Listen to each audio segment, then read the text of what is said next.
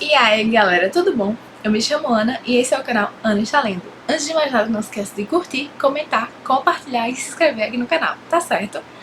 Aqui na descrição do vídeo vocês vão encontrar todas as minhas redes sociais, então me acompanhem por lá, que aí vocês conseguem acompanhar todas as novidades e tudo que eu tenho vindo por aí.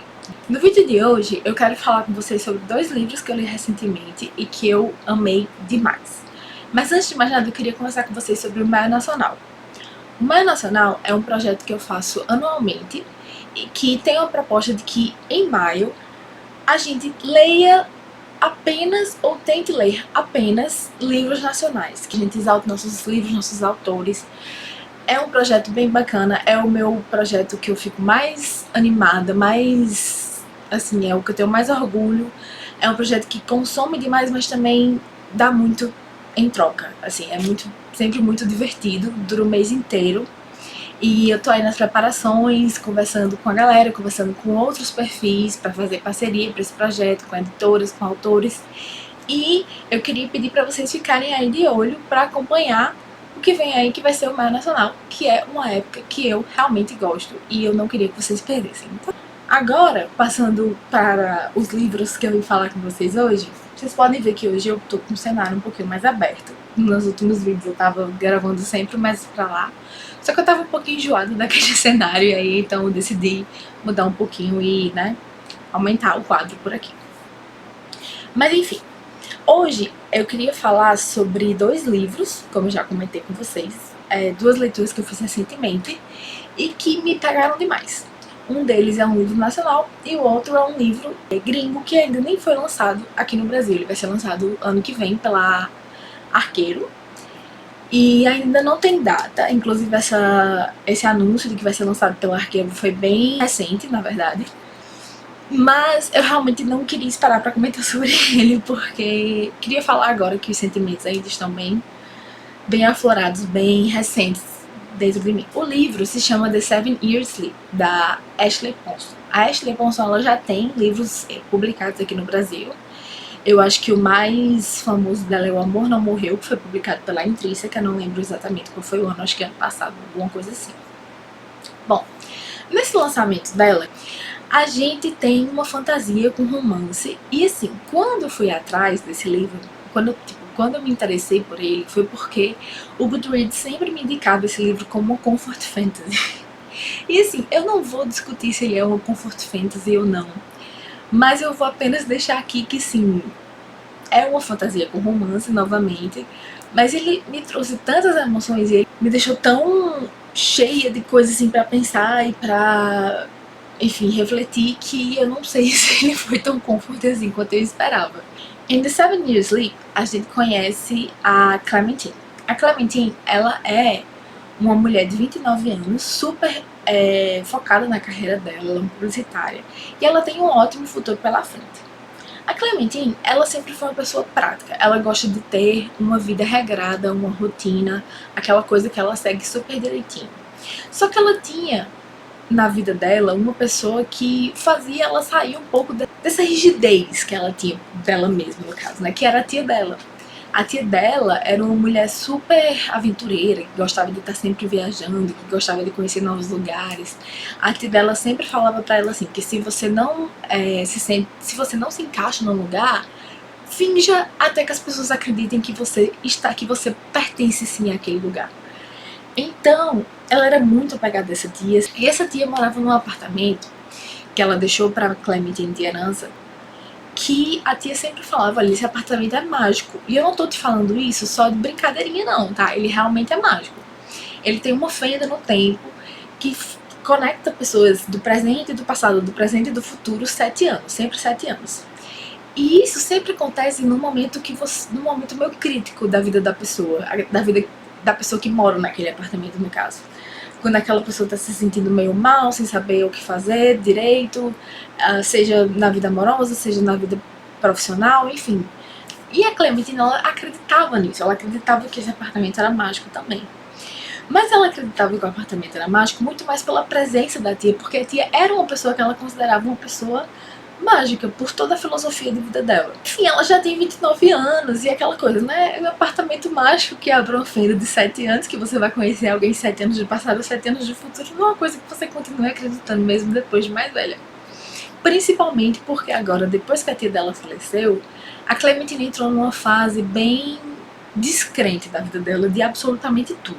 Ela não tá se dando muito bem em relacionamentos amorosos, ela tá sempre assim focada no trabalho, e ela fala assim, que aquela pessoa que a tia dela fazia ela ser, que a tia dela tipo, acendia nela aquela coisa aventureira, aquela pessoa mágica, aquela pessoa que gostava, que ansiava por viajar, que ansiava por conhecer novos lugares, não existe mais. E como eu disse, ela herdou da tia esse apartamento. E ela tá morando lá, mas porque ela não tem uma opção do que por querer mesmo. Porque aquele apartamento tem muitas memórias.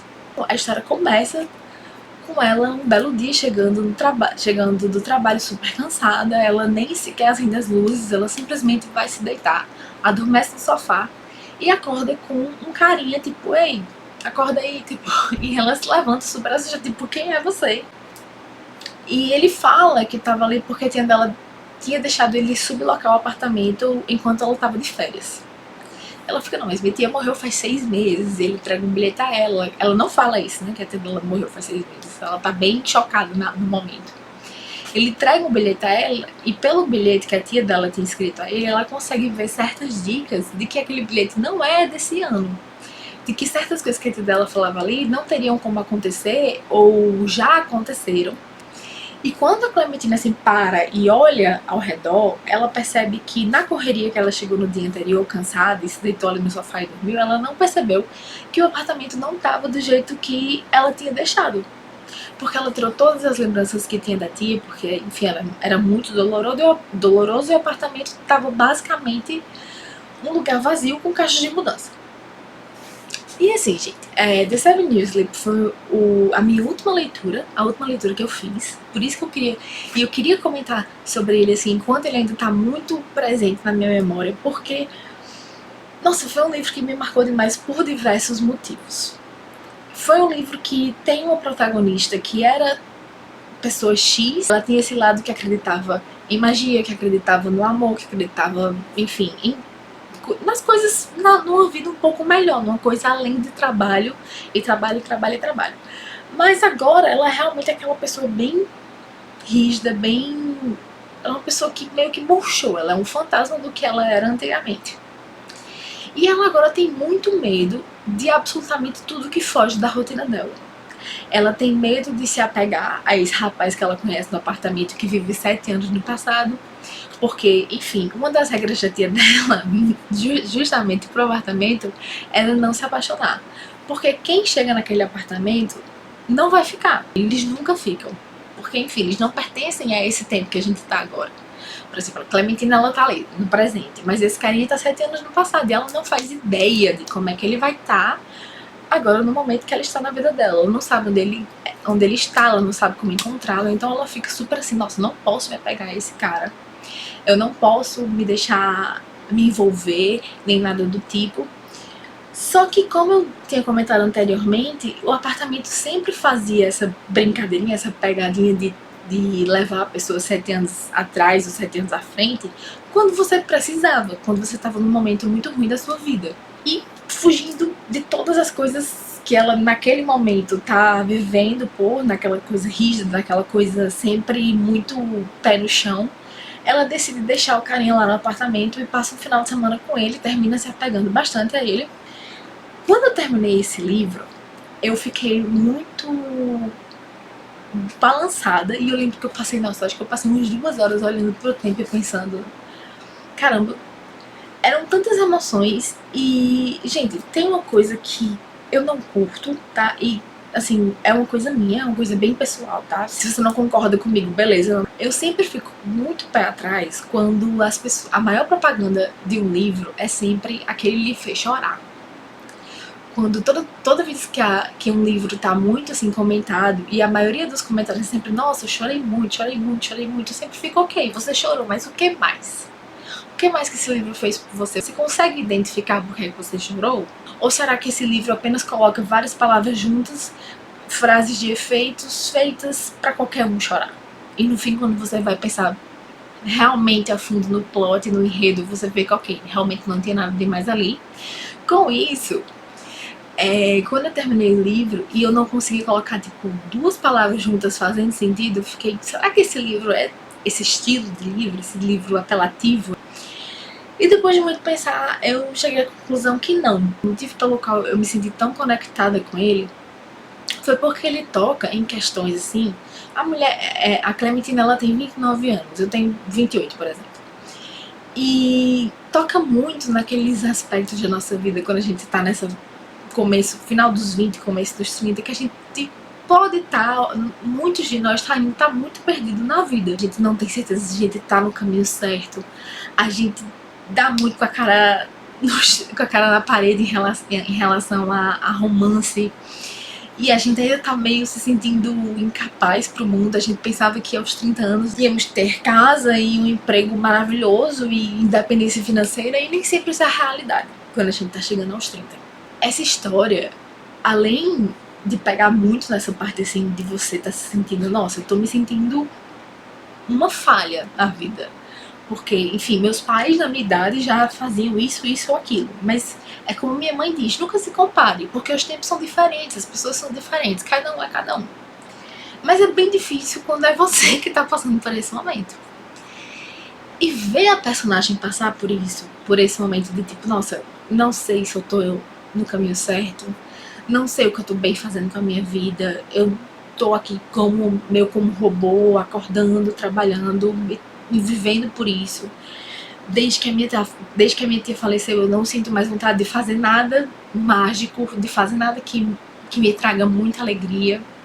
Eu tô sempre ali no que é seguro, no que é certo, no que eu posso confiar. Essa vida de segurança, gente, é boa por um lado, por motivos óbvios, mas por outro, faz você pensar também naquilo que você deixa de viver, porque você tá com medo de aproveitar coisas que talvez não durem tanto assim. E certas coisas, beleza, não vão durar. E quando acabar, a gente pode até sofrer. Mas pelo menos você viveu, né? Pelo menos você conheceu aquilo, pelo menos você teve aquela experiência. E peraí, tá? Isso não é tipo que eu tô falando que é isso que acontece no livro. É apenas eu falando da vida.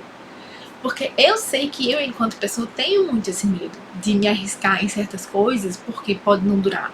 Porque quando acabar, possa ser que eu sofra. Com esse livro eu fiquei, não, mas peraí também, né? Eu vou deixar de aproveitar tanta coisa se eu ficar com esse pensamento sempre. Além disso, tem a questão do luto. Ela era realmente muito apegada a essa tia dela, era aquela pessoa que ela idolatrava, aquela pessoa que ela queria ser. A tia dela era um espírito bem livre, uma pessoa bem livre, sem amarras na vida. E ela não é essa pessoa mais, né? Rotina, não sei o que, tal, quero isso, isso e aquilo. Mesmo assim, ela ficava, nossa, minha tia é maravilhosa. Onde ela chega, ela se encaixa. Onde ela chega, as pessoas se apaixonam por ela. Onde ela chega, ela faz amigos.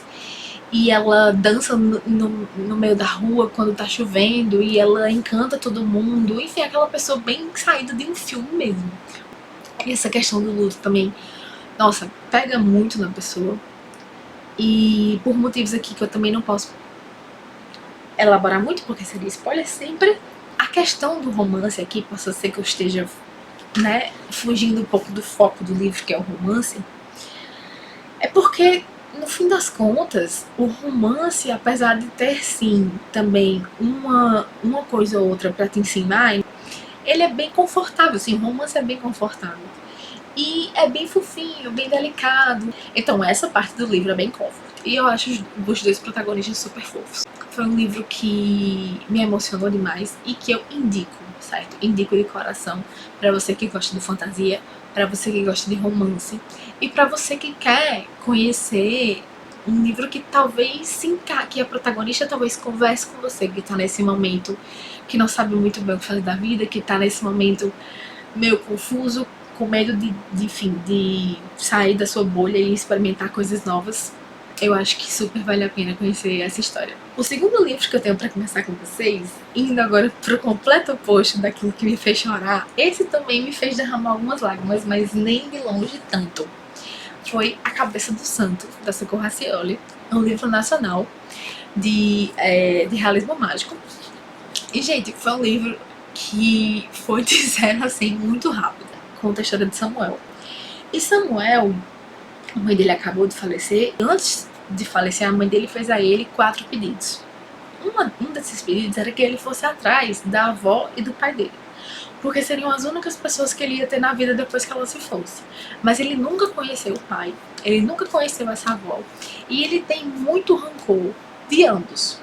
E ele também tem rancor, assim, Samuel, ele tem rancor de absolutamente, praticamente tudo na vida. Ele amava muito a mãe dele, muito, muito mesmo. E com o falecimento dela, ele começa a ter raiva do mundo, sabe? E a mãe dele, por exemplo, ela era uma pessoa muito devota, ela acreditava em santos, ela acendia velas. Ele sempre fala, não, mas minha mãe acreditava, minha mãe era esse tipo de pessoa porque ela era boa demais pra esse mundo.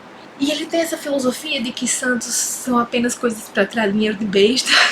O livro começa com ele nesse humor super pra baixo, super deprimido, indo até a cidade onde a avó e o pai dele moram, porque enfim, ele prometeu à mãe dele e ele vai cumprir. Ele vai a pé, tá? Ele vai de Juazeiro até Candeia, a cidade de Candeia. Ele vai de Juazeiro até a cidade de Candeia, ele vai a pé. E ele chega na cidade acabado, super magro, ele não comeu, ele não dormiu, ele tá sujo. E, enfim, super fraco, tá todo lascado, coitado. E aí ele encontra a casa da avó dele, que não é muito difícil de achar, porque a realidade é que a cidade de Candeia tá meio morta. Poucas pessoas moram por lá. Quando ele encontra a avó dele não tem muita conversa com ele e fala assim, olha, vai começar a chover. E você vai e se esconde ali naquele morro, se abriga ali, porque vai começar a chover, lá vem uma tempestade, você tem que ir pra lá. Ele sai correndo, acha uma caverna, se esconde lá e dorme, adormece. Quando no outro dia, ele acorda ouvindo algumas conversas. E ele percebe vozes de mulheres. E ele fica assim, tipo, meio confuso. Ele sai da caverna onde ele dormiu. E quando ele olha, ele percebe que ele dormiu dentro de uma caverna que é tipo a cabeça de Santo Antônio. A cabeça de Santo Antônio, ela tá lá embaixo, no morro, e em cima tá o corpo, né, do santo. E nisso, a história, quando eu digo que vai dizer assim muito rápido, porque no começo eu fiquei, nossa, esse livro deve ser bem sofrido, deve ser uma coisa bem mais pesada, mas não, minha gente, eu dei tanta gargalhada com essa história, eu ria tanto, olha, eu lembro que das risadas que eu dava. É uma leitura muito rápida, é uma leitura muito gostosa. O Samuel, quando ele tá na cabeça do santo, ele conhece o Francisco, que é um menino de 12 anos, que usa a cabeça do santo como esconderijo pra ler revistas pornográficas. E aí o Samuel começa a chantagear esse menino, dizendo que se ele não começar a pegar comida, água, cobertor, enfim, ajudá-lo a sobreviver, ele vai contar todo esse dado segredo de Francisco. E nisso, o Samuel comenta com o Francisco, cara, você tá escutando essas vozes que eu tô escutando aqui? E o Francisco fica, não tô escutando nada. E o Samuel começa a falar sobre o que ele escuta, o Francisco fica meio assim, fica meio desconfiado no começo, mas até que o Samuel começa a contar coisas que ele não teria como saber, já que ele chegou tão recentemente na cidade.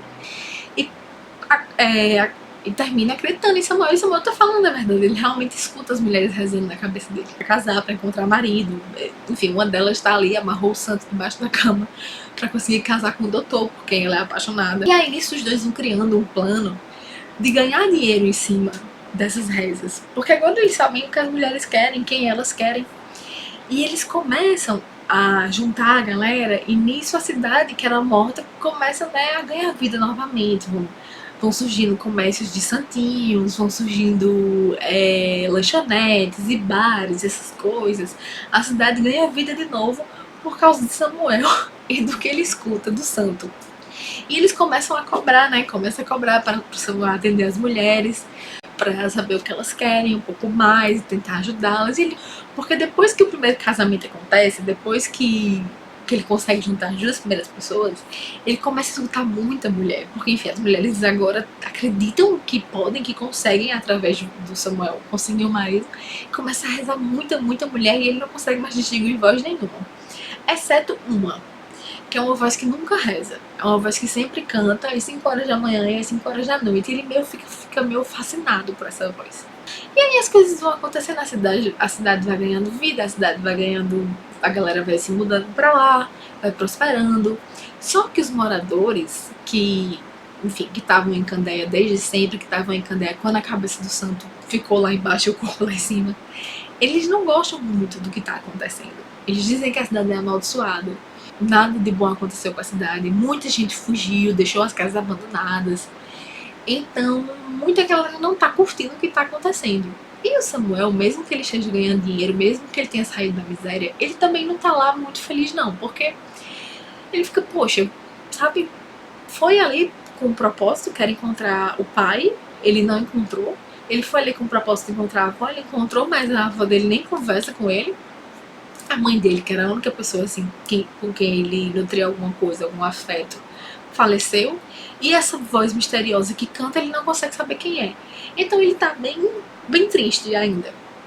Que eu me encantei muito pela cabeça do santo. E fui pesquisar muitas coisas, achei o máximo que a Socorro Racioli, ela teve essa ideia em 2006. E com essa ideia ela foi aceita numa oficina de escrita do Gabriel Garcia Marquez. Foi até lá, fez a oficina com ele, inclusive levou um vídeo da cabeça do santo, porque a cabeça do santo existe, tá, gente? Vocês procuram na internet, vocês vão encontrar a cabeça do santo. Levou até ele, porque ele não estava acreditando nela. Eu achei essa história o máximo. E o livro agora vai virar filme e eu tô super animada. Tem um outro livro dela aqui pra ler, que é A Oração para Desaparecer. E, gente, super recomendo. A Cabeça do Santo é um livro que tá aí em alta já faz um tempinho, né? Desde o ano passado. O livro foi escrito em 2014, mas teve um boom, acho que no ano passado, ano retrasado. E, nossa, vale super o hype. Super a pena. Super justo. Maravilhoso. Leiam.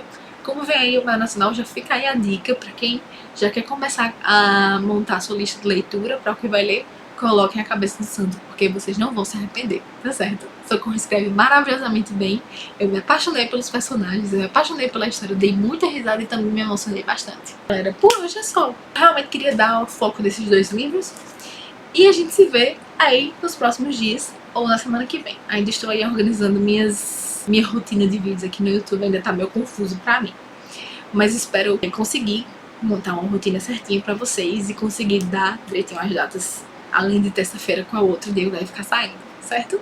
Então é isso aí. Ah, outra coisa, uma semana atrás foi meu aniversário, eu recebi alguns presentes, também recebi muitas mensagens e eu queria agradecer a todo mundo que me mandou presentes, mensagens, me parabenizando, então muito obrigada, galera, significa muito pra mim todo esse carinho de vocês. Obrigada a quem se inscreveu aqui no canal recentemente, ele deu um salto agora por causa da Caroline, que é uma pessoa que eu gosto bastante também, que me citou num vídeo dela e me ajudou bastante aí, muitas pessoas me conheceram por causa dela, então bem-vindos. E obrigada, galera, é isso aí, compartilhem, curtem e se inscrevam aqui no canal. Beijinhos, tchau, tchau!